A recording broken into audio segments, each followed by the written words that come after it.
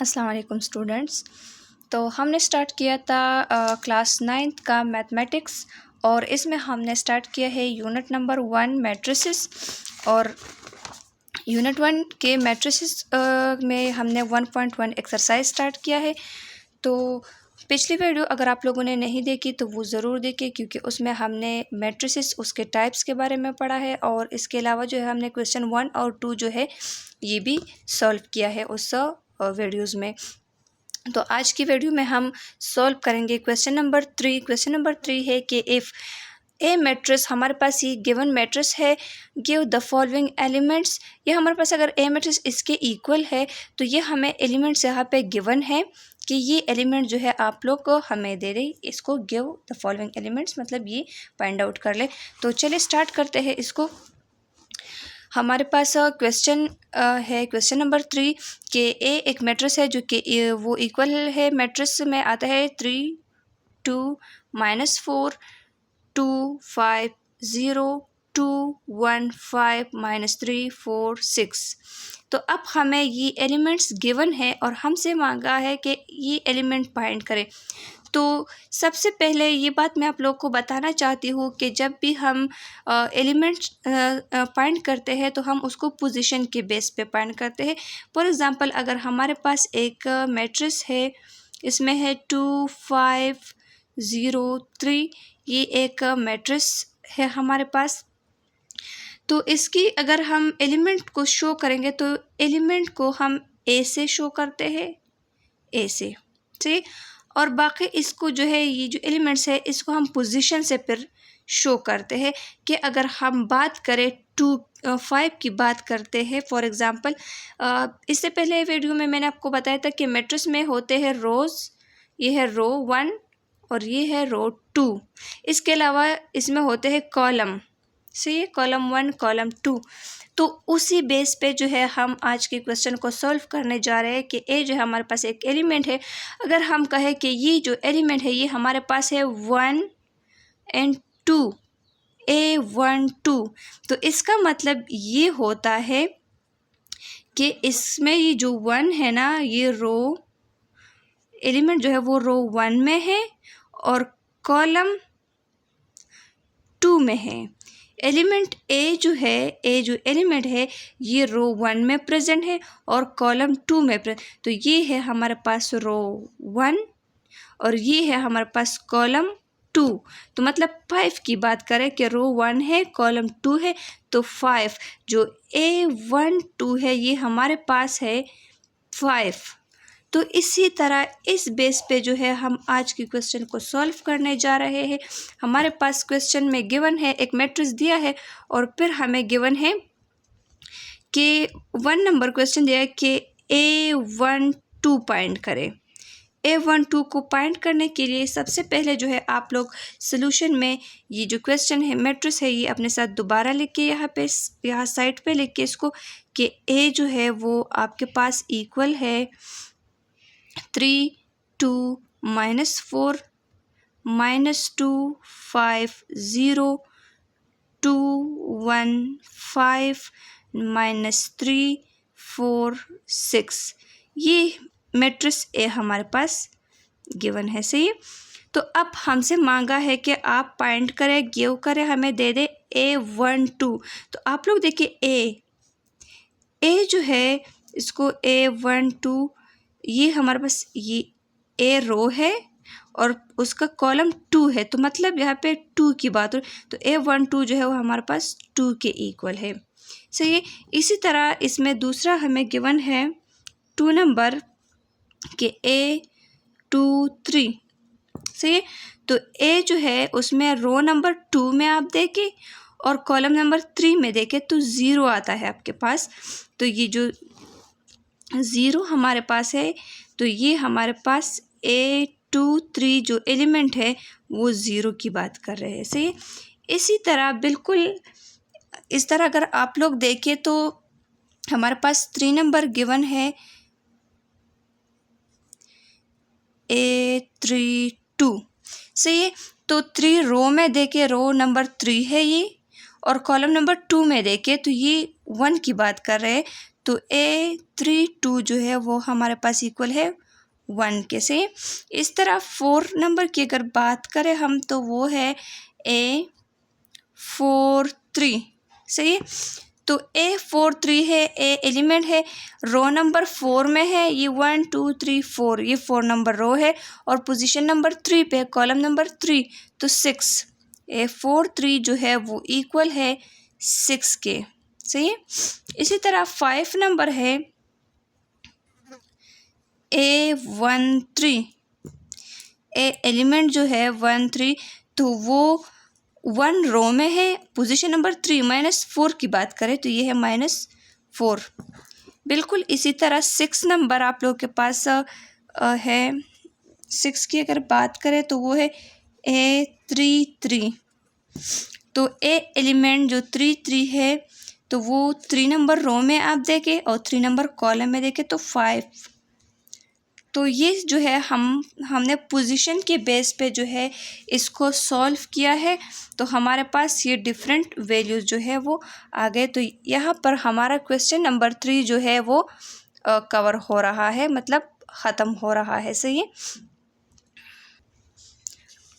अब इस question number 4 को आप देखिए। क्वेश्चन नंबर 4 में हमारे पास गिवन है कि which of the following matrices are equal. हमारे पास 4 मैट्रिसेस जो है वो गिवन है, मैट्रिक्स ए बी सी और डी गिवन है, और हमें कह रहे हैं कि कौन से मैट्रिसेस जो है वो इक्वल है। तो मैट्रिसेस के इक्वल होने की 2 कंडीशन होती है, टू कंडीशंस होती है इक्वलिटी के लिए। पहला कंडीशन ये होता है कि मैट्रिक्स का जो ऑर्डर होता है, ऑर्डर शुड बी सेम। जो मैट्रिक्स आपस में इक्वल है उनका ऑर्डर सेम होना चाहिए, फर्स्ट ये कंडीशन है। दूसरा कंडीशन ये है कि अगर ये कंडीशन फॉलो हो रहा है तो सही है, वो इक्वल है। लेकिन उसके बाद दूसरा कंडीशन ये है, ये भी आप लोगों ने देखना है कि जो एलिमेंट की करस्पॉन्डिंग पोजीशन है, the corresponding position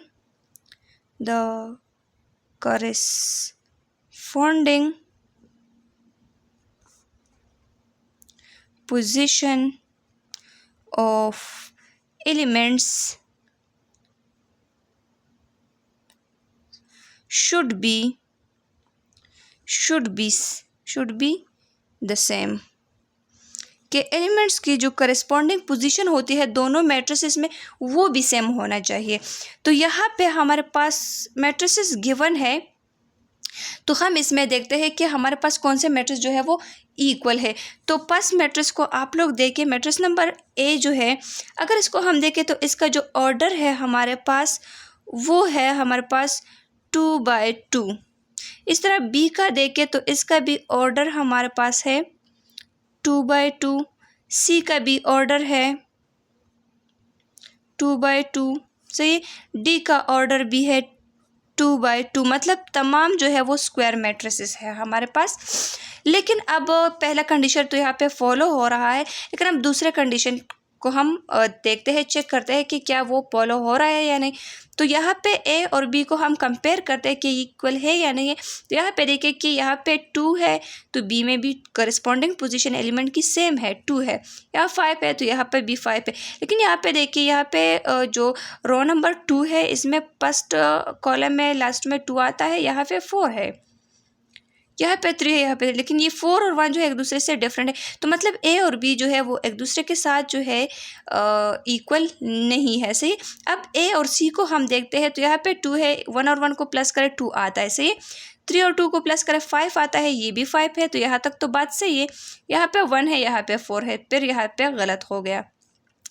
अब हम ए और डी की बात करते हैं, तो ए डी की जब बात करते हैं तो यहाँ पे 2 है, यहाँ भी 2 है, अब 5 है, 4 और 1 को प्लस कर यहाँ भी 5 बन जाता है। तो ये सेम हो गया, ये 1 है और ये 3। तो मतलब ये है कि हमारे पास ए और डी जो है वो सेम मैट्रिसेस है। सही है, ये दोनों मैट्रिसेस जो है वो सेम है हमारे पास। तो अब यहाँ पे आप सोल्यूशन में लिख के 1 नंबर के लिए लिखिए, ऐसे पॉइंट दे रहे कि matrices A and D are equal because Q equal है फर्स्ट पॉइंट, फर्स्ट कंडीशन को ये फॉलो करे कि order of A and D matrix are same, दोनों का ऑर्डर सेम है। दूसरे कंडीशन को ये फॉलो कर रहे हैं कि the corresponding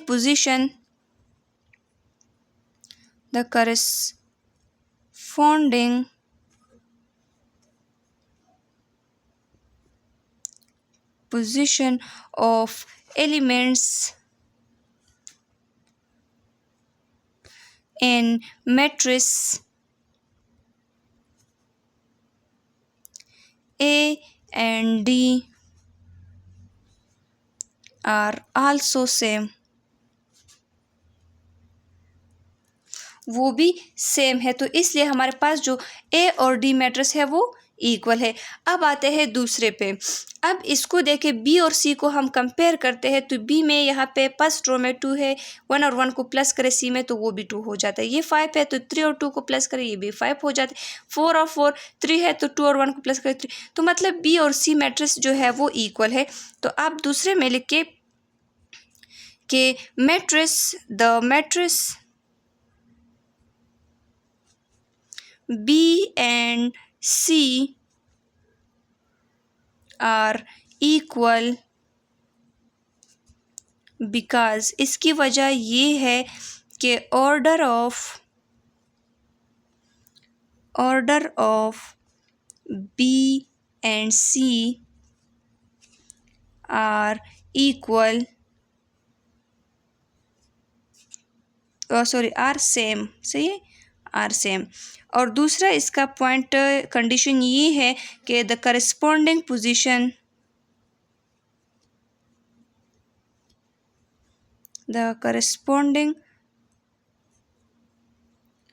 position of elements and matrix B and C are same. तो यहाँ पे जो है क्वेश्चन नंबर 4 कंप्लीट हो रहा है। सही, क्वेश्चन नंबर 4 सिर्फ यहाँ तक था। और ये जो है ये कंडीशन है, ये साइड पे अपने साथ बुक में नोट करें या नोटबुक में, जहाँ पे भी आप नोट करना चाहे वहाँ पे नोट करें। तो ये जो है इसका क्वेश्चन नंबर 3 है। अब हमारे पास क्वेश्चन नंबर 5 है। यहाँ पे स्टूडेंट्स आप लोग देखिए क्वेश्चन 5 है कि लेट ए मैट्रिक्स हमें गिवन है और B for what value of U V and W are A and B equal. तो ए और बी मैट्रिक्स कौन से वैल्यूज़ अगर हम वी यू और डब्ल्यू की जगह लगाए तो दोनों कौन से वैल्यू पे इक्वल हो जाते हैं। तो सेम ये क्वेश्चन इसी तरह सॉल्व होता है जिस तरह हमने क्वेश्चन नंबर 4 को सॉल्व किया। यही कंडीशन यहाँ पे भी फॉलो करेंगे। इक्वलिटी के लिए कंडीशन ये दोनों है। तो हमारे पास मैट्रिक्स ए है और वो मैट्रिक्स है हमारे पास 2 - 3 u 0, सही है। दूसरा हमारे पास मैट्रिक्स बी है और वो है v - 3 5 एंड w। तो हमने वैल्यूज फाइंड करनी है, u की वैल्यू हमने फाइंड करनी है, v की वैल्यू फाइंड करनी है और w की वैल्यू फाइंड करनी है। तो जैसे हमने कहा कि ऑर्डर तो दोनों का सेम है, 2/2 है, ये भी 2/2 है।